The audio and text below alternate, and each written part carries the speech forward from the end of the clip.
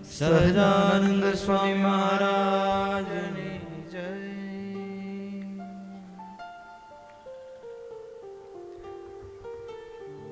ઈષ્ટદેવ પરમારાધ્ય અનંત કોટિ બ્રહ્માંડાધિપતિ સર્વનિયંતા સર્વ અંતર્યામી ભગવાન સ્વામિનારાયણ એમના દિવ્ય ચરણ કમળ સાનિધ્યમાં ચોતરફ પીઠળે બેઠેલા અનંત અનંત અનંત અક્ષર મુક્તો, એમની જ પાવન સન્નિધિમાં ત્રિપસ્થિત પૂજ્યપાદ પ્રિયવદન સ્વામી તેમજ કથાભિલાષી એવા બાળ યુવાન વૃદ્ધ સમસ્ત ભક્તો સર્વેને ભગવાન સ્વામિનારાયણની ભાવ સ્મૃતિ સહિત સાદર જય સ્વામિનારાયણ. વાલા ભક્તો,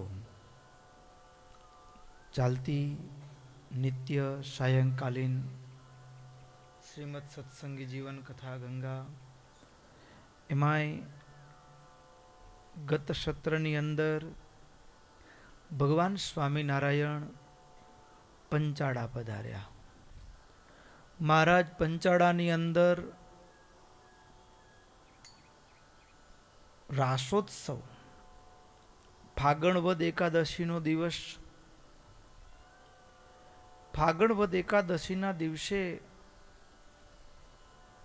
ખાખરાનું વન પંચાળાથી પશ્ચિમ દિશામાં ત્યાં ઘાસની ઝૂંપડીઓ બનાવવામાં આવેલી સંતોના ઉતારા. ફાગણ વદ એકાદશીના દિવસે રાત્રે સંતો જાગરણ કરતા હતા. જાગરણ પણ કેવું તો કે તાળીઓ વગાડી અને ચક્રાકારે ભ્રમણ કરતા કરતા જાગરણ કરતા હતા, કીર્તનો ગાતા ગાતા. અને મહારાજ તો દરબારમાં ઉતારો, સંતોના ખાખરાના જંગલમાં ઉતારા, ઝૂંપડીઓ બાંધેલી ઘાસની. જાગરણ ચાલુ હતું અને મોડી સાંજે મોડી રાતે મહારાજ એ દાદા ખાચર, ઝીણાભાઈ આદિક પાર્ષદોની સાથે, મૂળજી બ્રહ્મચારી આદિકની સેવકોની સાથે મહારાજ એ સંતોના ઉતારે જે જાગરણ ચાલતું હતું ત્યાં પધાર્યા. આ તો કેવી અદ્ભુત વાત છે કે તમે આંખ બંધ કરીને પ્રાર્થના કરતા હો, દર્શન દ્યો ઘનશ્યામ નાથ મોરી અખિયા પ્યાસી રે. આમ પ્રાર્થના કરતા હોય ને આંખ ખોલીને સામે મૂર્તિમાન મહારાજ ઊભા હોય તો, આંખ બંધ કરીને પ્રાર્થના કરતા હોય ને જ્યાં આંખ ખોલીએ ત્યાં મહારાજ સામે હાજર હોય તો કેવો આનંદ થાય. આવી સ્થિતિ એ સંતોની થઈ. સંતો જાગરણ કરી રહ્યા હતા અને જાગરણ ચાલુ હતું ને એ જ સમય દરમિયાન બરાબર જાગરણના સમયે જ મહારાજ પાર્ષદો સંતોની સાથે ત્યાં ઉતારે આવ્યા. એટલે સંતોનો હરખ હમાય નહીં અને ઝટપટ વચ્ચે એક વડલાનું વૃક્ષ, ત્યાં નીચે એક મોટું આસન કર્યું, મહારાજને માટે પીઠિકા કરી, મહારાજને બિરાજમાન કર્યા. મહારાજ કે એમ નહીં, હવે તમે પહેલા જેમ જાગરણ કરતા હતા ને એમ જાગરણ કરો. એટલે સંતો વળી તાળીઓ વગાડતા એ ચક્રાકારે ભ્રમણ કરતા કરતા ફરીવાર જાગરણ કરવા લાગ્યા. અને એ જાગરણ કરવાના સમયે સંતોના મુખમાં જે શબ્દો હતા એમાં બ્રહ્માનંદ સ્વામી સખી ગોકુળ ગામના ચોક મારે એ ખાતે માંડ્યો રસીલે ખેલ રમે રાસ રંગીલો રંગ મારે. ચક્રાકારે ભ્રમણ કરતા કરતા એટલો આનંદ, એટલો હરખ, હસતા હસતા આનંદિત અવસ્થાની અંદર રાસ રમતા બ્રહ્માનંદ સ્વામીએ કીર્તન બોલતા બોલતા વચ્ચેથી મહારાજ પાસે જઈ મહારાજનો હાથ ઝાલી અને લઈ આવ્યા અને મહારાજ પણ સંતોની સાથે રાસ રમવા લાગ્યા. આવી અદ્ભુત રાસોત્સવની જે લીળા, એમાંય મજા તો ત્યાં થઈ ભક્તો. મહારાજ જ્યારે રાસ રમતા હોય ને, અને મહારાજે એવું અલૌકિક એક સંત એક મહારાજ, એક સંત એક મહારાજ, આવું અલૌકિક આશ્ચર્ય. અને એમાંય ઘડીક તો ભક્તો આ રાસના દર્શન કરવા માટે જાણે કે કાળ થંભી ગયો હોય, કાળ થંભી ગયો હોય. શરદ પૂર્ણિમાની રાત્રે વૃંદાવનની અંદર ભગવાન કૃષ્ણએ બાંસુરી વગાડી અને ગોપીઓ બધું જ છોડી અને ભગવાનની સાથે એ ભગવાનને પામવા માટે યમુનાના કિનારે આવી અને પછી ભગવાન એની સાથે જ્યારે રાસ ક્રીડા કરી અને ત્યારે એ 6 મહિનાની જાણે રાત્રિ હોય ને એમ કાળ થંભી ગયો હોય એવી સ્થિતિ એ પંચાળાની અંદર ફાગણ વદ એકાદશીના દિવસે સર્જાણી. મોડી રાત થઈ ગઈ, એવું તો જાણે કે એવી રાત્રિ હતી ભક્તો. ઇતિહાસની 2 રાત્રિ એવી છે. એ શરદ પૂર્ણિમાની રાત્રિ કે એ દિવસે ભક્ત અને ભગવાન વચ્ચેના પ્રેમની એક ઉત્કૃષ્ટ, જેને ભક્તિ રસની શ્રેષ્ઠતમ અવસ્થા કહી શકાય, એ યમુનાનો કિનારો. અને બીજી આ ફાગણ વદ એકાદશીની રાત્રિએ ભક્તો કેવી સ્થિતિ સર્જાણી હશે કે ભગવાનની ઈચ્છાથી જો આમને આમ રહેશે ને તો આ રાસ રમતા રમતા દેહ ભાન ભૂલાઈ ગયું હતું. બ્રહ્મ ભાવમાં બધા પ્રવેશ કરી ચૂક્યા હતા. દેહની કોઈને ગમ જ નહોતી અને જાણે કે આમને આમ પૂરું થઈ જશે એવી અવસ્થા સર્જાઈ. અને ત્યારે બ્રહ્માનંદ સ્વામીને ભગવાનની ઈચ્છાથી હૃદયમાં પ્રેરણા થઈ, દૂર જઈ એક ઝૂંપડી હળગાવી અને પછી આગ લાગી આમ શ્રાદ્ધ કર્યો. એટલે મહારાજ કે આગ લાગી કે લગાડી? મહારાજ એ અમને ખબર નથી, અમને તો એટલી ખબર છે કે તમે એમ બોલ્યા મારી મરજી વિનારે કોઈથી તરણું ન તોડાય, તમારી મરજીથી થયું છે, આપણું કાંઈ નથી આમાં. મહારાજ હસ્યા. પણ ભક્તો એ ભગવાનની સાથે જે રાસ રમવાની જે આનંદ ને મસ્તી હતી ને, એ રાસની આનંદ અને મસ્તી પરમાત્માની સાથે જ્યારે એકતાન થાય, બ્રહ્મરૂપ જીવ થઈ જાય ને, ત્યારે એનો પ્રસાદ શું આપ્યો ભગવાને? પ્રસાદ શું આપ્યો? ભગવાને એવું અલૌકિક દર્શન કરાવ્યું. ભગવાનને એ પૂર્વમાં જે રાસ હોય અને ત્યારે ભગવાનના અનંત અવતારો થયા, અનંત અવતારોમાં કદાચ રાસલીલાઓ થઈ હોય, પણ એ રાસલીલાની વાત આવે ત્યારે એ કૃષ્ણ અવતાર ચોક્કસ યાદ આવે. અને ત્યારે ભગવાને એ સમયે બધાને એ બાંસુરીને વગાડતા ભગવાન પોતાનું દર્શન કરાવ્યું. અને રાધા અને લક્ષ્મી ભગવાનની સેવામાં એવું દર્શન કરાવ્યું. પછી એનાથી વધારે ત્યાં તો રાધા અને લક્ષ્મીનું તો સમજી શકાય, પણ ડાબા પડખામાં ધર્મ અને ભક્તિનું પણ દર્શન કરાવ્યું. અને ધર્મ અને ભક્તિને પણ સંતો અને ભક્તો ઓળખી જાય. પણ એ ભક્તિ માતાની સાથે બીજી પણ કેટલીક બહેનો હતી દેવી રૂપમાં. એ સંતોએ પૂછ્યું કે મહારાજ આ ઓળખાણ ન પડી? ત્યારે પ્રભુ એમ કહ્યું કે એ અમારા પિતાના બીજા, અમારા ટૂંકમાં બીજા 12 માતાઓ છે. શ્રદ્ધા, મૈત્રી આદિક અમારી 12 માતાઓ છે. અને આજે અમારી ઈચ્છાથી આ બધું દર્શન તમને થયું.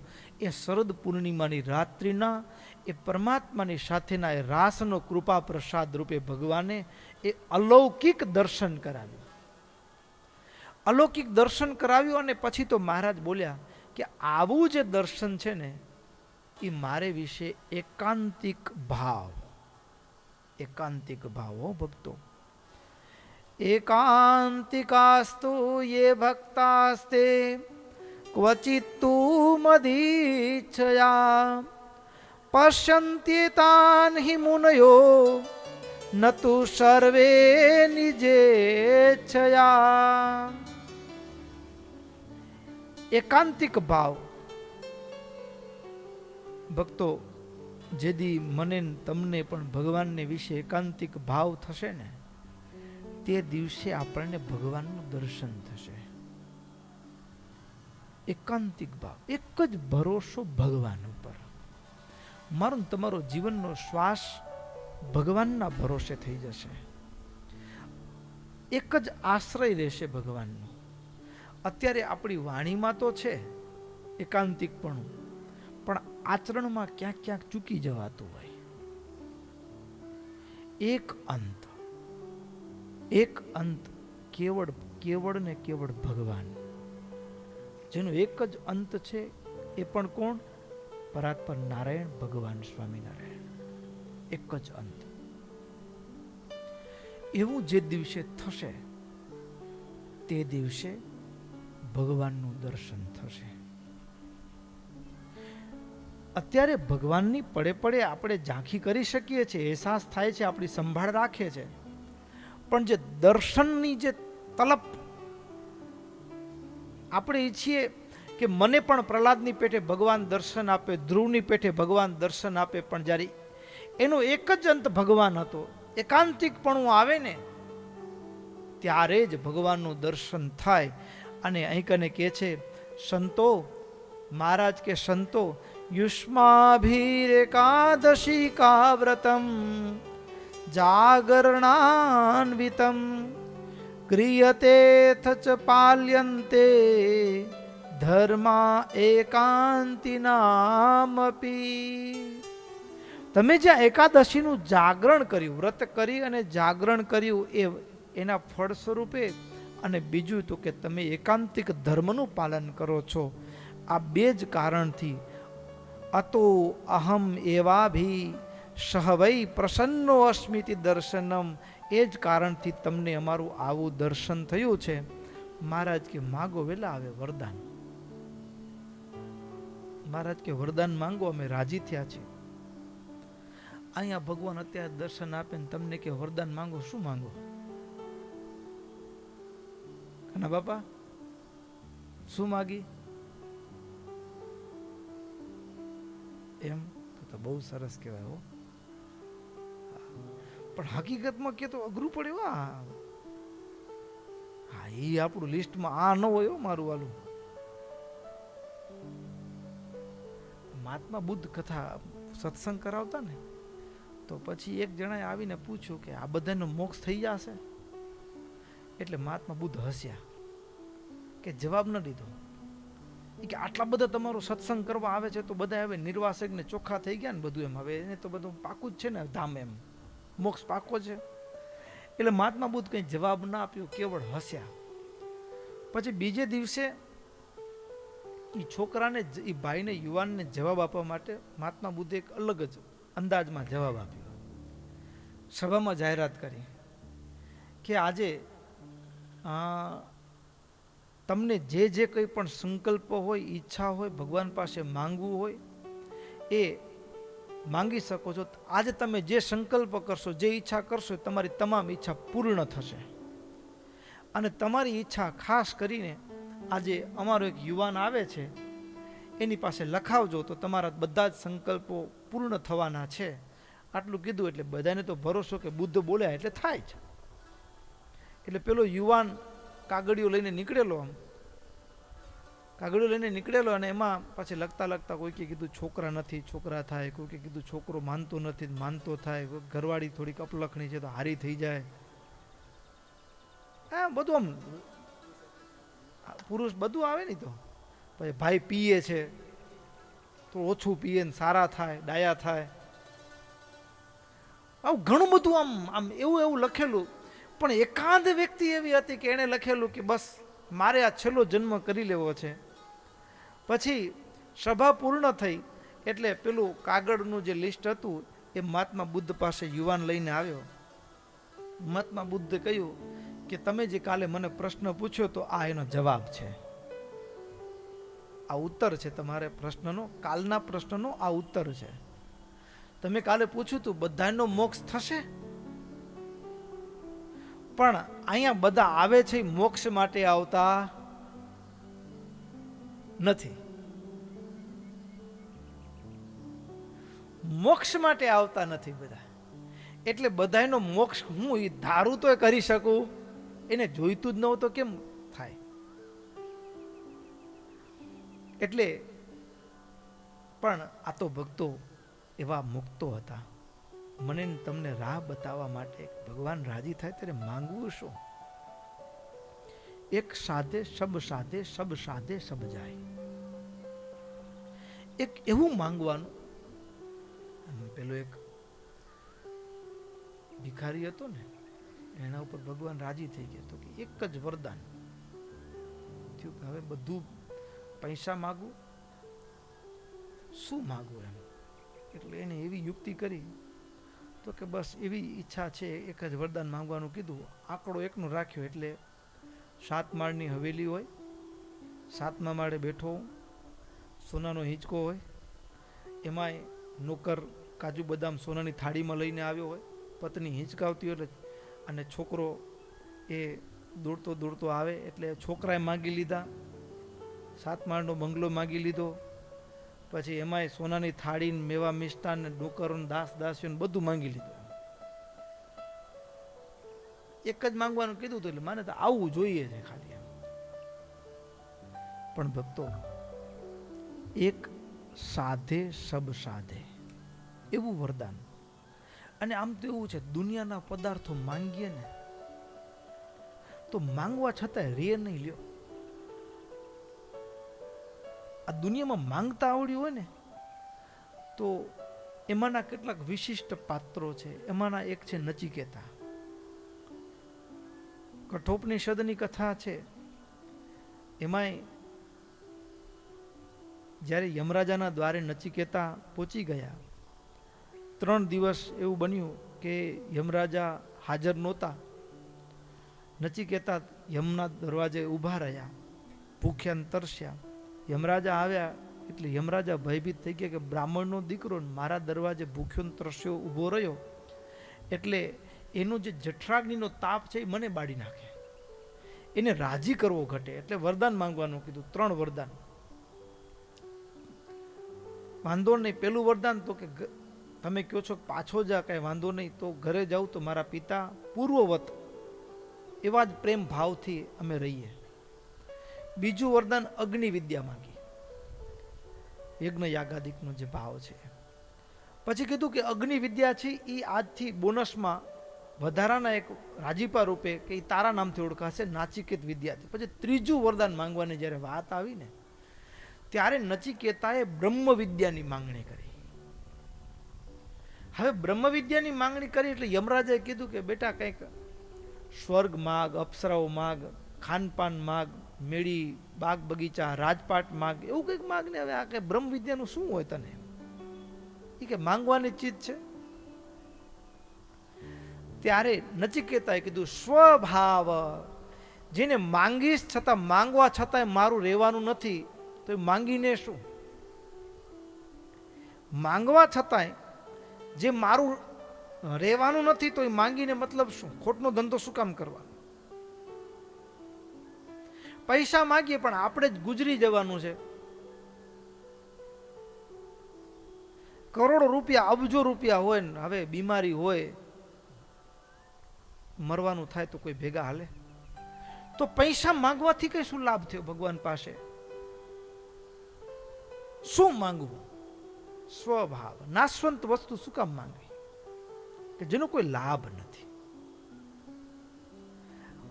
અને ભક્તો અહીં કને સંતોએ પણ અદ્ભુત માંગણી કરી છે. માંગણી કેવી? મહારાજ તમે રાજી થયા હો ને, યદિ પ્રસન્નો ભગવાન તરહિ તે માનુષાકૃતે નાનાવિધ ચરિત્રેષુ મામોહોસ્તુ કદાપિ નઃ. ભક્તો, હે મહારાજ તમે જો રાજી થયા હો ને તો એક વરદાન એવું આપો, અમારી બુદ્ધિ ક્યારે ભ્રમિત ન થાય. ભક્તો, ભગવાન જ્યારે માણા જેવા માણા થઈને આવે ને ત્યારે આશ્ચર્ય ચમત્કાર જણાવે ને ત્યારે તો ભગવાનપણાની બુદ્ધિ થાય, પણ આપણા જેવું જ વર્તન કરે ત્યારે બુદ્ધિ ડગી જાય. અરે ઘણીક વખત તો હવે એની એક એક ક્રિયામાં રહસ્ય હોય પણ આપણી બુદ્ધિ એટલી પહોંચતી ન હોય. આપણે તો આ બધી મર્યાદા છે એટલે આપણે ઓળખી ન શકી. આપણે આવું તો કોઈ માણાએ ન કરે. હા, આવું હલકટ ભર્યું વર્તન હોય કાંઈ ઘણીક વખત તો એવું દેખાડે. એટલે પહેલી માંગણી કે પ્રભુ તમે મનુષ્ય આકૃતિ ધારણ કરીને કૃપા કરીને પધાર્યા છો, પણ ક્યારે પણ તમે ગમે એવા ચરિત્ર કરો, તમે ગમે એવી ક્રિયા કરો, ક્યારે પણ અમારું મન મોહિત ન થાય, ક્યારે પણ તમારે વિશે માયક બુદ્ધિ ના આવે. સદાકાળ દિવ્ય બુદ્ધિ રહે, સદાકાળ. ભગવાનની એક એક ક્રિયા રહસ્યોથી ભરપૂર છે. એક એક ક્રિયા, એનું બોલવું, એનું ચાલવું, એની બધી ક્રિયાઓ રહસ્ય છે. પણ સામાન્ય માણસ જેવું લાગે એટલે આપણે માણસ માની બેસીએ. આવી ભૂલ ન થાય ને, એટલા માટે મહારાજ તમે ગમે એવા ચરિત્ર કરો ને તોય કોઈ દી અમારું મન મોહ ન પાવે ને, એ વરદાન. સાંપ્રતમ યાદૃશો ભાવશ ત્વયસ્ત્યસ્માકમીશ્વર તાદૃગેવાસ્તુ સતતમ નરાકૃતિ ધરે ત્વયી. પ્રભુ, બીજું કે અત્યારે તમારા જેવા દર્શન થાય છે રાધા અને લક્ષ્મી સહિત, તો એ રાધાજી અને લક્ષ્મીજી એમને જેવી તમારે વિશે એકાંતિકી ભક્તિ છે એ આપો અમને. એવી ભક્તિ. ભક્તો ભગવાન પાસે એકાંતિકી ભક્તિની યાચના કરવાની. શેની યાચના કરવાની? એકાંતિકી ભક્તિ. અને આ એકાંતિકી ભક્તિ એવી છે ભક્તો કે જેનાથી ભગવાન પોતાના ભક્તને આધીન થઈ જાય. શું થઈ જાય? આધીન થઈ જાય. એટલે આપણે કહીએ ને તો એકાદ આમ એપલ કે મોસંબી કે લઈ તો એ તો કેટલા લેવામાં આખી જિંદગી, એના કરતાં આખો બગીચો જ ન લઈ લઈએ, બરાબર ને? એમ નાનકડી નાનકડી વસ્તુ ભગવાન પાસે માગીને કરતા ભગવાનને જ આખા ન લઈ લઈએ, બધું આવી જાય. તો ભગવાનને માંગવા, અને ભગવાનને માંગવા તો ભગવાનને માંગવા ને ભગવાન આપણા પાસે કાયમ રહે, એના માટેનો ઉપાય એટલે એકાંતિકી ભક્તિ. અદ્ભુત પ્રેમાનંદ સ્વામીના શબ્દો છે માંગણીના. આપણે પણ હૃદયના ભાવ સાથે એ પંચાળાની અંદર ફાગણવદ એકાદશીની રાત્રિનો સમય છે, અને રાસ રમ્યા પછી ભગવાન પાસે માંગણી કરી છે સંતોએ. એ માંગણી પ્રેમાનંદ સ્વામીએ શબ્દોમાં ઝીલી છે. સાંભળીએ શબ્દોને. ધર્મ કુંવર હરિ કૃષ્ણજી તમે ભક્તપતિ ભગવાન એ વર માગુ છું. ધર્મ કુંવર હરિ કૃષ્ણજી તમે ભક્તપતિ ભગવાન એ વર માગુ છો. હો દયાનિધિ તમે દાસને નિત્ય આપો છો એ દાન એ વર માગુ છું. દયાનિધિ તમે દાસને નિત્ય આપો છો એ દાન એ વર માગુ છું. નિર્વિકલ્પ ઉત્તમતિ એવો નિશ્ચયનાથ તમારો એ વર માગુ છું. અલબેલા તમયાગણે હું અરજ કરું એ સારી એ વર માગુ છું. મહાત્મ જ્ઞાને સહિત હરિ એવી એકાંતિકી ભક્તિ એ વર માગુ છું. પ્રીત રહો તવ ચરણમાં બીજે રહો સદા વિરક્તિ એ વર માગુ છું. પ્રીત રહો તવ ચરણમાં બીજે રહો સદા વિરક્તિ એ વર માગુ છું. ધર્મ કુંવર હરિ કૃષ્ણજી તમે ભક્તપતિ ભગવાન એ વર માગુ છું.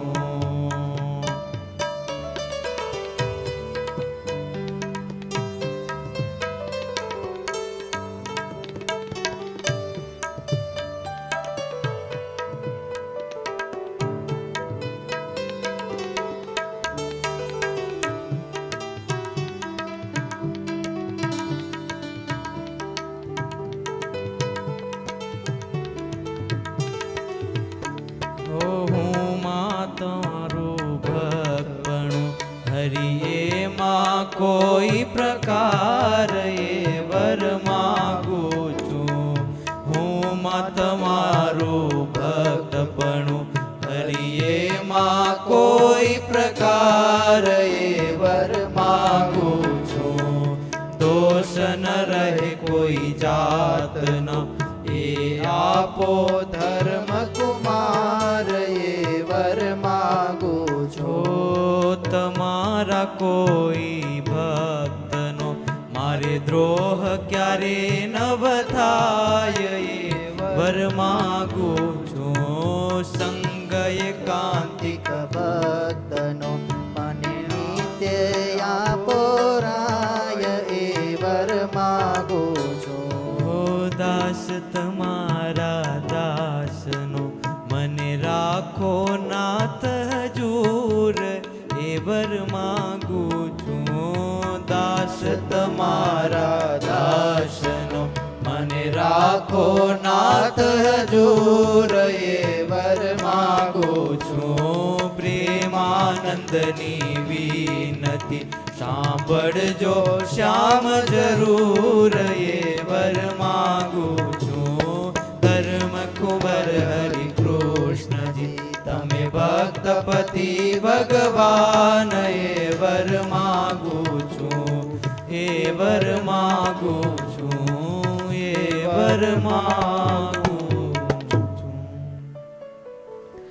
મહાત્મ જ્ઞાને સહિત હરી એવી એકાંતિકી ભક્તિ એ વર માગું છું.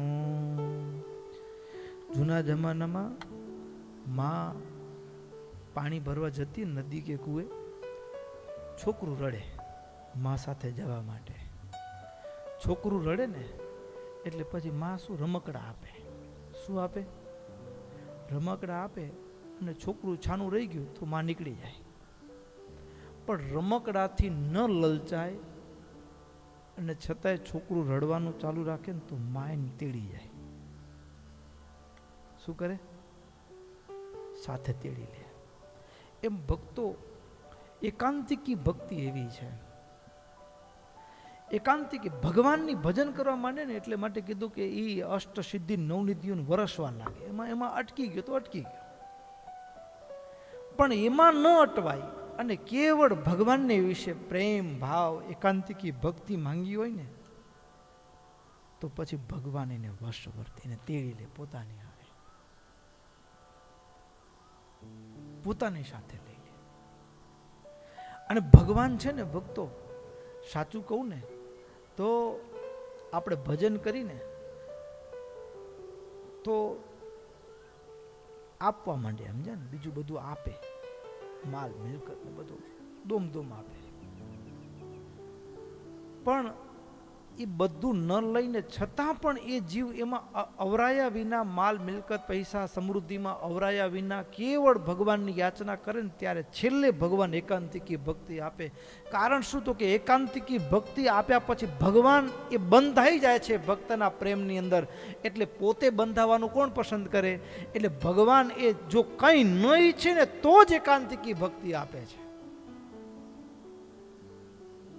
અને એકાંતિકી ભક્તિ આપ્યા પછી ભગવાને ભક્તથી અળગા રહી શકતા નથી.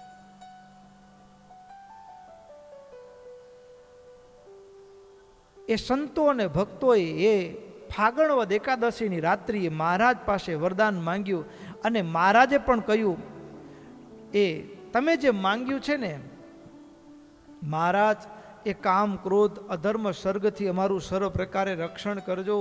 તમારી ભક્તિ ધર્મવંશ એ સદગુણોનો અમારામાં સદાય નિવાસ થજો. મહારાજ કે સારું, તથાસ્તુ. વરદાન આપ્યું મહારાજે. વરદાન આપ્યું ને પછી ભક્તો મહારાજ કે તમને જે આપ્યું, તમને જે દર્શન થયા ને એ કેવા છે ભક્તો? ઘણીક વસ્તુ એવી હોય, જેમ પેલો સુરા ખાચરનો એક પ્રસંગ આવે. મહારાજે આમ વગડેથી પસાર થતા હતા, એમાં તરસ લાગી. તરસ લાગી એટલે મહારાજ કે પાણી લાવો.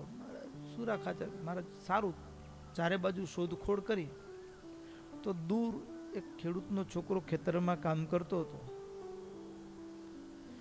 દૂર ખેડૂતનો છોકરો કામ કરતો હતો એટલે સુરા ખાચર એમની પાસે ગયા ને કીધું પાણી છે? તો કે છે ને. તો કે ભગવાન તરસ્યા થયા છે, પાણી જોઈએ છે. તો કે લઈ જાઓ, જેટલું જોઈએ એટલું લઈ જાઓ. તો કે એમ નહીં, એને પાણી આપશું ને એટલે રાજી થશે. માંગવાનું કે ને તો તારે શું માંગવાનું કેવો ને તમે રાજી થાવ, એ બીજું કાંઈ જોઈતું નથી. માંગવાનું કે તો શું માંગવાનું? તો કે તમે રાજી થાઓ એમ એટલું જ મારે જોઈએ છે, બીજું કાંઈ જોઈતું નથી, એટલું માંગજે તું.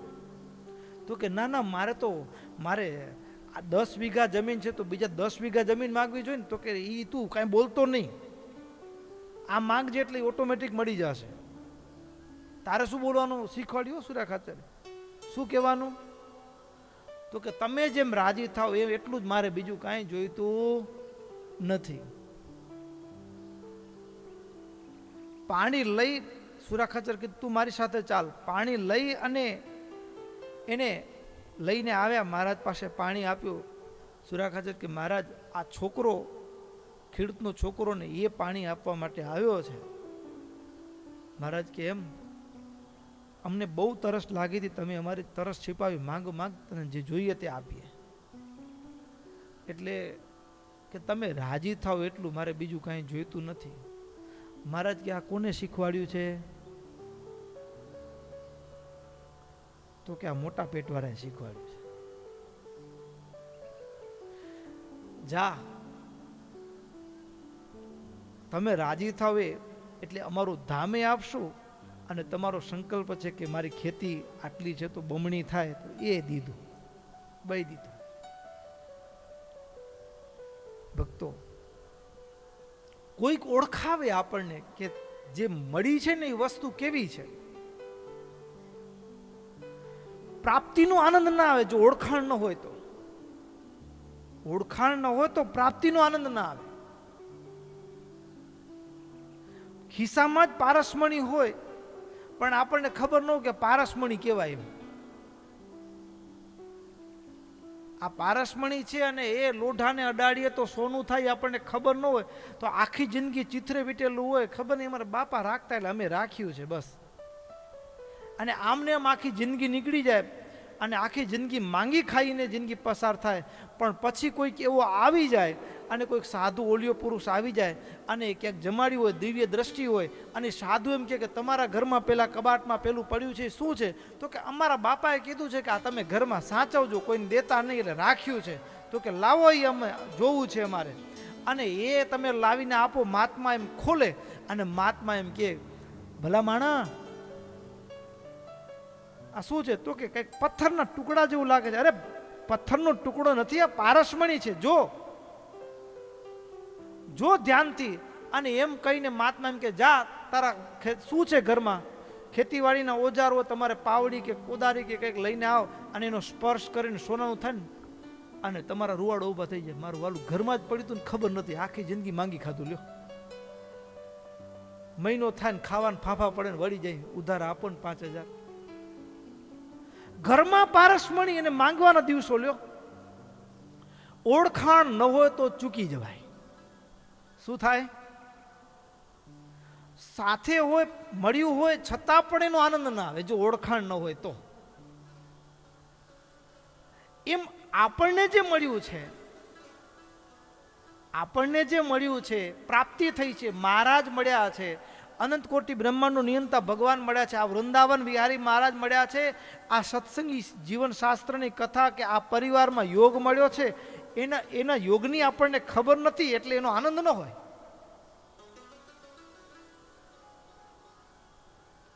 અરે જો એની જેમ છે તેમ ખબર પડે તો મહારાજ કે છકી જવાય, ગાંડા થઈ જાય માણસ. આપણને જે પ્રાપ્તિ થઈ છે એનું જો ભાન થાય તો જીવ ગાંડો થઈ જાય. આપણને એવું મળ્યું છે. અમે છેલ્લે આગળના પણ 2-3 કથા સત્રમાં કીધું, કોઈ ગરીબ માણસ હોય અને એને કરોડ રૂપિયા લાગ્યા હોય ને તો રાત્રા એકલો ઓશિકામાં હસતો હોય. શું કરતો હોય? ઓશિકામાં અમસ્તો હસતો હોય, એનો આનંદ હમાતો ન હોય. એ મનને તમને જે પ્રાપ્તિ થઈ છે એ પ્રાપ્તિ શું છે, પરમાત્મા શું છે, આપણે કેવા કેવા કર્મોના યોગે આપણે અહીંયા ભેગા થયા છીએ, કેવી આપણા ઉપર ભગવાનની કૃપા થઈ છે. અરે સત્સંગી જીવનના પ્રારંભની અંદર બદ્રિકાશ્રમમાં નર ભગવાન જ્યારે ઋષિઓ ભરતખંડમાંથી આવ્યા ત્યારે ઋષિઓને હાથ જોડીને કીધું કે તમ જેવા ઋષિઓનો સાધુનો યોગ ક્યારે થાય, તો કે જ્યારે આ 184ના છેવાડો અંત આવતો હોય ને ત્યારે ભગવાન રાજી થઈને તમ જેવા સાધુનો યોગ આપે, ત્યારે સમજવાનું કે હવે આપણે 184ના ફેરામાંથી છૂટવા ભવસાગરના કિનારે આવી ગયા છીએ. બસ હવે તો આ દેહ છૂટે, એક ડગલું આ મૃત્યુલોકમાં છે ને બીજું પગલું ભગવાનના ધામમાં છે. આટલું છેટું રહ્યું છે. આપણે એવા યોગમાં બેઠા છીએ પણ છતાં એનો આનંદ નથી. ઓળખાણ ન હોય તો ચૂકી જવાય, ઓળખાણ ન હોય તો ચૂકી જવાય, પ્રાપ્તિનો આનંદ ના આવે. એટલા માટે મહારાજ એ પૂર્વવત જેમ પહેલા એકલા મહારાજ જ દર્શન આપતા હતા એવું દર્શન કરાવ્યું, પણ એકાદશીનું જાગરણ અને જાગરણ કરતા પાર્ષદોથી વીંટળાયેલા મહારાજનું દર્શન થયું. મહારાજ કે અમારું જે દર્શન થયું ને એ દુર્લભ છે, દુર્લભ.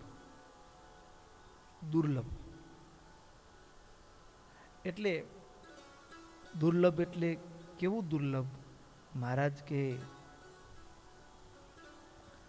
આ દર્શન જ્યારે અમારે વિશે અનન્ય એકાંતિકી ભક્તિ પ્રાપ્ત થાય ત્યારે જ આ દર્શન શક્ય છે.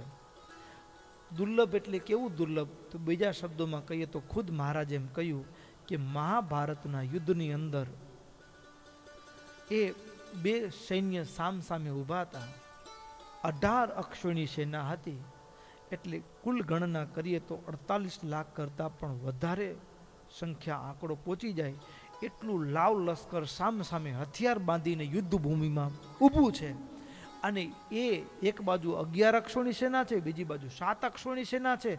અને બરાબર શંખનાદ પણ થઈ ગયો છે, યુદ્ધની ઘોષણા પણ થઈ ચૂકી છે. અને એવા ટાણે અર્જુન એમ કીધું કે સેનયો રૂભયોર મધ્ય રથમ સ્થાપય મે ચ્યુત.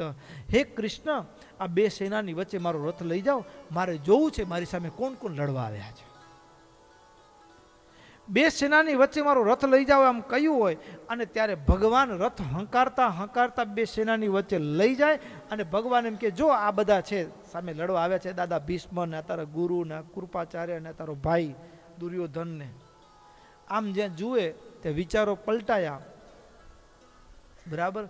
અને પછી અર્જુને કીધું કે મારે લડાઈ નથી કરવી, મારે સાધુ થઈ જાવ, જંગલમાં ચાલે છે. આટલા બધાને મારીને લોહીની નદીઓ વેસે અને એ પછી ગાદી મળી હક કરવા દે, એવી ગાદી નથી જોઈતી મારે. ના પડતી લડાઈ કરવાની. હજી યુદ્ધ શરૂ થાય એના પહેલા તો હાર સ્વીકારી લીધી. અર્જુને હાર સ્વીકારી લીધી, પણ હાર સ્વીકાર્યા પછી પણ એને પોતાનું મન ભગવાનના ચરણમાં સમર્પિત કર્યું. કાર્પણ્ય દોષો પહત સ્વભાવ પૃચ્છામિ તમ ધર્મ સમૂઢ ચેતાહ યશ્રેય શાન નિશ્ચિતમ બ્રૂહિ તન્મે શિષ્યસ્તેહમ સાધિમામ તમ પ્રપન્નમ. એ ભગવાનના ચરણમાં મસ્તક મૂક્યું અને પછી ભગવાને એને જ્ઞાનોપદેશ આપવાની શરૂઆત કરીને એમાં 10મો અધ્યાય છે વિભૂતિ યોગ. વિભૂતિ યોગની વાત મહારાજે કરી, ભગવાન શ્રી કૃષ્ણે કરી અર્જુન. એટલે અર્જુને ઈચ્છા વ્યક્ત કરી કે પ્રભુ મને દેખાડો ને, એવું દર્શન કરાવો ને. એટલે ભગવાને વિશ્વરૂપનું દર્શન કરાવ્યું. હવે વિશ્વરૂપનું દર્શન કરાવ્યું ત્યારે બન્યું કેવું ખબર છે? 48 લાખ બધા ઊભા હતા, એને તો બધાને કૃષ્ણ અર્જુન એમને ખાલી રથમાં ઊભા એવા જ દેખાતા હતા, 48 લાખને. પણ કેવળ અર્જુન જ ભગવાનનું વિશ્વરૂપ દેખી શકતા હતા. કેવળ અર્જુન અને કૌરવોના પક્ષમાં દાદા ભીષ્મ, આ બે જ પાત્રો 48 લાખમાંથી ભગવાનના એ દિવ્ય રૂપનું જે વિશ્વરૂપનું દર્શન બે જ કરી શકતા હતા. બીજાને આંખો તો હતી પણ દદામી દિવ્ય ચક્ષુ. એટલે હવે એવું દર્શન અત્યારે ભગવાન અણુએ અણુમાં કણે કણમાં ભગવાન વિચરે છે, પણ આપણને દેખાય છે? આપણી અંદર ભગવાન છે, આપણને દેખાય છે? તમારા બધાયમાં ભગવાન રહ્યા છે, જીવ જીવમાં ભગવાન રહ્યા છે, આપણને દેખાય છે? નથી દેખાતા. અને જીવમાં જો જગદીશ ન હોય ને તો જીવ કાર્ય કરવા સમર્થ નથી. મધ્યનું 31મું વચનામૃત મહારાજ કહે, વિરાટ પુરુષનો દેહ, ઇન્દ્રિયો, અંતઃકરણ જીવે હતો પણ તોય કાર્ય કરવા સમર્થ થયા નહીં. પણ જ્યારે એ ભગવાન પરાત્પર નારાયણે પ્રવેશ કર્યો ત્યારે વિરાટ પુરુષ કાર્ય કરવા સમર્થ થયા. એટલે આપણે કંઈક પણ ક્રિયા કરી શકીએ છીએ એનું કારણ કે આપણા જીવની અંદર જગદીશ રહ્યા છે અંતર્યામીપણે. જ્યારે ભગવાન ન હોય ને તો જીવ પણ કાર્ય કરવા સમર્થ નથી. દેખાય છે? નથી દેખાતું આપણને. તો એ ક્યારે દેખાય છે? ભગવાન છતાંય દેખાતા નથી. તો ભક્તો, મહારાજ કે છે, સ્વયં ભગવાન કે છે કે અર્જુનને જ્યારે ભગવાને એવું દર્શન કરાવ્યું ને ત્યારે અનન્ય ભક્તિ યેષા સ્યાદ વાસુદેવે નરાકૃતૌ ઈદૃશમ દર્શનમ તેષામ દુર્લભમ નૈવ નિશ્ચિતમ. જ્યારે ભગવાનને વિશે અનન્ય પ્રેમ લક્ષણા ભક્તો જ્ઞાન હોય, જ્ઞાનથી પણ ભગવાનનું એવું દર્શન શક્ય નથી. વેદનું અધ્યયન કર્યું હોય તોય દર્શન શક્ય નથી. યજ્ઞ યાગ કરે તો પણ દર્શન શક્ય નથી. તપથી શક્ય નથી. પણ એક જ ભગવાનનું દર્શન સંભવ છે અને એ છે એકાંતિકી ભક્તિ. એ એકાંતિકી ભક્તિથી જ મહારાજ કે મારું તમને આવું અદ્ભુત અલૌકિક દર્શન થયું છે અને તમને મારામાં જે ગાઢ અનુરાગ છે, પ્રેમ છે, એ ધ્યાન છે, એનાથી જ મને તમને મારું આવું દર્શન થયું છે. મહારાજ કહે કે કોઈ પણ વ્યક્તિઓ ગમે તે કુળમાં હોય, ગમે તે કુળમાં હોય, પણ એને મારા વિશે પ્રેમ થાય, એને મારું દર્શન થાય. એને મારા દર્શન માટે હું કુળથી નથી બંધાયેલો, હું જ્ઞાનથી નથી બંધાયેલો, હું પ્રેમથી બંધાયેલો છું. ભગવાન કહે છે પ્રેમથી બંધાયેલો છું. મારે વિશે જેને અનન્ય પ્રેમ જોઉં છું, મારે વિશે જેની વૃત્તિઓ અનુલોમ થતી હોય એને હું વશ વર્તું છું, એને આવું દર્શન કરાવું છું. અને તમને મારે વિશે આવું પ્રેમ છે એટલા માટે તમને આવું મારું દર્શન થયું છે. અને આવી રીતે મહારાજ એ એકાંતિકી ભક્તિ અને સર્વશાસ્ત્રનો મહિમાના સારરૂપ કે બધા જ શાસ્ત્રનો સાર છે ને એ ભગવાનને વિશે એવી અનન્ય પ્રેમ લક્ષણા એકાંતિકી ભક્તિ પામવાનો છે. અનન્ય પ્રેમ લક્ષણા ભક્તિ પામવાનો છે.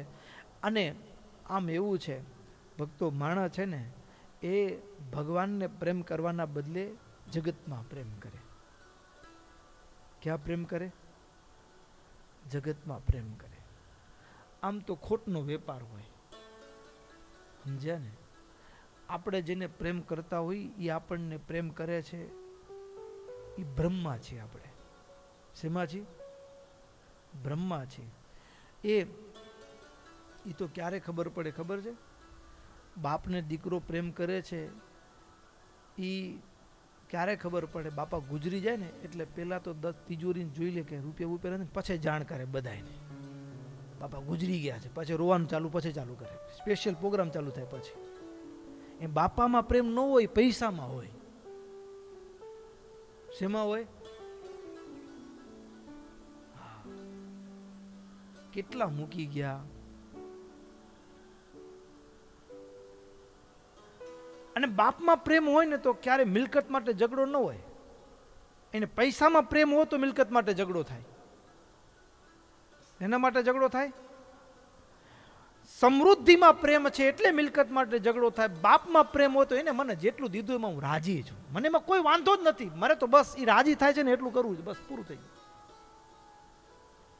પ્રેમ હોય ત્યાં કલહ ન હોય, અને કલહ હોય ત્યાં પ્રેમ નથી હોતો, ત્યાં સોદો હોય છે. શું હોય છે? ત્યાં સોદો હોય છે. એટલે ભક્તો, બહુ મજાની વાત. પ્રેમ કરવા જેવા તો એક ભગવાન છે અને એ પ્રેમ શાશ્વત છે. એ પ્રેમ શાશ્વત છે. કારણ શું? ભક્તો, એ ભર્તૃહરિએ યામ ચિંતયામી મયિષા વિરક્તા, હું રાત દિવસ જેનું ચિંતન કરું છું એને તો મારા પ્રત્યે વૈરાગ છે, એને તો મારા પ્રત્યે વૈરાગ્ય છે.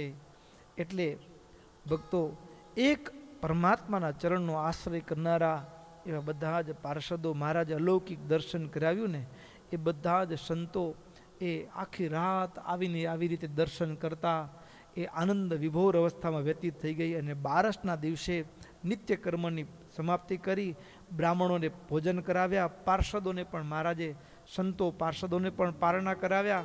જીવબા, લાડુબા એ પણ દાદા ખાચર એ બધાએ ગઢપુરથી, એ જ્યારથી મહારાજ ગઢપુર છોડીને સત્સંગમાં વિચરણ માટે નીકળ્યા ને તે દિવસથી મહારાજની સાથે ને સાથે ચાલે છે. એ બધાને મહારાજે જમાડ્યા અને મહારાજે બધાને, એ જીવબા લાડુબાને અહીંયા રહ્યા છે ને, એ મહારાજની સાથે ચાલવાનું કારણ જ એક જ હતું કે પછી ક્યાંક જાય અને મહારાજ રોકાઈ ન જાય કાયમને માટે, પછી ગઢડા આવે કે ના આવે, એટલે આપણે ભેગા હોઈએ ને તો વળી લઈ આવવા થાય. એટલા માટે એ મહારાજની સાથે, મહારાજ ગઢપુરમાં હતા, સારંગપુરના ભક્તો આવ્યા, મહારાજ સારંગપુર પધારો. દાદાને જીવબા લાડુબાને થયું કે સારંગપુર જશે તો પાછા આવે કે ના આવે, એ લઈ આવવા માટે સારંગપુર ગયા ભેગા. મહારાજ અમે ચાલીએ ભેગા, ભલે હાલો મહારાજ આવો. સારંગપુરથી કારિયાણી ગયા. તો દાદા ખાતરને વિચાર કરો કે જો આપણે ગઢપુર વયા જશું તો પછી મહારાજ આવે કે ના આવે, એટલે કારિયાણીએ ભેગા ગયા. કારિયાણી ત્યાં સુરા ખાચર આ બાજુ લોયાની માંગણી કરી, જીણાભાઈએ પંચાળાની માંગણી કરી. તો ત્યાંથી વળી પાછા લોયાએ ગયા, લોયાથી મહારાજ પંચાળા આવ્યા, તો પંચાળા પણ સાથે આવ્યા. હવે તો ગઢપુર છોડ્યું એને ઘણો સમય નીકળી ગયો છે. એટલે વળી પાછું આંખમાં આંસુની સાથે એ જીવબાન લાડુબા, અથો તમે ન જયયા શાકમ લલિતયા વૃષમ પ્રાર્થિતો ભગવાન ઐચ્છત પ્રયાતુમ દુર્ગપત્તનમ. મહારાજ હવે ગઢડા પધારો, પ્રાર્થના કરી. જીવબા લાડુબા વતી દાદા ખાચરે પ્રાર્થના કરીને એટલે તરત જ જીણાભાઈ પહોંચ્યા મહારાજ પાસે. જીણાભાઈ પહોંચ્યા કે મહારાજ પાસે જઈ આંખમાં આંસુ સારતા સારતા જીણાભાઈએ પ્રાર્થના કરતા કે મહારાજ હવે જીવબા લાડુબા દાદા ખાચરની પ્રાર્થના સાંભળીને ચોક્કસ એ ગઢપુર તરફ જાય. એના પહેલા હજી જીણાભાઈનું એક કામ અધૂરું હતું, જુનાગઢમાં પધરામણી કરવાનું. પંચાળામાં તો થઈ, પણ જુનાગઢમાં પધરામણી કરવાનું કાર્ય અધૂરું હતું. એટલે હેમંત સિંહવાચ, જીણાભાઈ આવી આંખમાં આંસુ સારતા, દેવાધિદેવાય દયા દયાય તમ પરાયાખિલ કારણાય ભક્ત પ્રિયાયાદ્ભુત લક્ષણાય નારાયણાય સ નમોસ્તુભ્યમ પ્રસન્ન વક્ત્રાય શીતાંબરાય શતપુષ્પહારાય મનોહરાય લંબત સુપુષ્પોત્તમ શેખરાય નારાયણાય સ નમોસ્તુભ્યમ નારાયણાય સ નમોસ્તુભ્યમ. હે મહારાજ, આપ કેવા છો? અનંત અનંત એ સર્વના કારણરૂપ અક્ષર બ્રહ્મ અને એનાય કારણરૂપ આપ છો, એકાંતિક ભક્તને પ્રિય છો.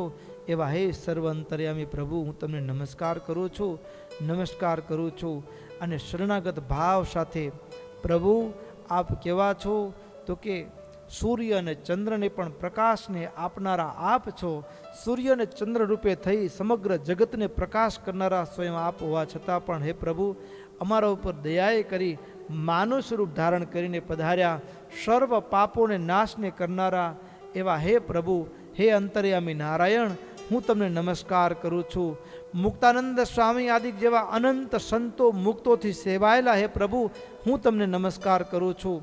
અને પ્રાર્થના કરતા કહે છે, પ્રભુ એક જ વિનંતી છે, ભગવંસ ચિરકાલિનો ઋતસ્થો મમ મનોરથ. લાંબા સમયની મારી એક ઈચ્છા છે. ત્વયી ઇહાગત્ય કૃપયા. મારી લાંબા સમયની ઈચ્છામાંથી એક સંકલ્પ પૂરો થયો, તમે પંચાળા આવ્યા. હવે એક બાકી છે, કૃતઃ પૂર્ણોદ્ય સર્વથા ઇતોસ્તિ નાતિ દૂરે વૈ જીર્ણ દુર્ગપુરમ મમ. જીર્ણ દુર્ગપુર જુનાગઢ દૂર નથી, મારા નજીક જ છે. તો ત્યાં પધારી અને મારા ઘરને પાવન કરો મહારાજ. પ્રાર્થના કરી એટલે મહારાજ કે સારું લ્યો, અમે જુનાગઢ પધારીએ છીએ, તમારી ઈચ્છા પરિપૂર્ણ થશે. અમારી તીર્થયાત્રા થઈ જશે ઈબાને જુનાગઢ ગિરનારની. અને મહારાજ સંતો ભક્તોની સાથે જુનાગઢ પધાર્યા. જુનાગઢ બહુ રોકાવાની પ્રાર્થના કરી એટલે મહારાજ જુનાગઢ પધાર્યા. ફાગણ વદ 14ના દિવસે મહારાજે પ્રાતઃકાળે પંચાળાથી નીકળ્યા અને એ જ દિવસે સાંજના સમયે જુનાગઢ મહારાજ પધાર્યા. અને ઝીણાભાઈએ અગાઉથી ઘોડો દોડાવી એના ભાઈ જે અનુપસિંહ હતા એને તૈયારી કરવા માટે અગાઉથી મોકલેલા, અને એ બધી તૈયારી થયેલી અને મહારાજ જુનાગઢ પધાર્યા. જુનાગઢની અંદર જુનાગઢના ઘણા બધા ભક્તો હતા, એ મહારાજની સેવામાં તત્પર થયા. રામજી, અંબાશંકર, રૂપશંકર એ બ્રાહ્મણ ભક્તો હતા, ગોકુળ, ઉદ્ધવ આદિ અન્ય ભક્તો હતા, એ બધા એ મહારાજની સેવામાં લાગી ગયા. અને એમાં આ જુનાગઢ એ ગિરનાર એટલે યોગીઓની ભૂમિ કહેવાય. એટલે મહારાજે ગિરનારની ખૂબ પ્રશંસા કરી. ગિરનારની ખૂબ પ્રશંસા કરી અને ફાગણ વદ અમાસના દિવસે મહારાજ એ ગિરનારની યાત્રા કરવા માટે એ પધાર્યા. અને મહારાજ ત્યાં દામોદર કુંડમાં સ્નાન કર્યું, ગોમુખી ગંગામાં સ્નાન કરીને ત્યાં મહાદાન કર્યું છે.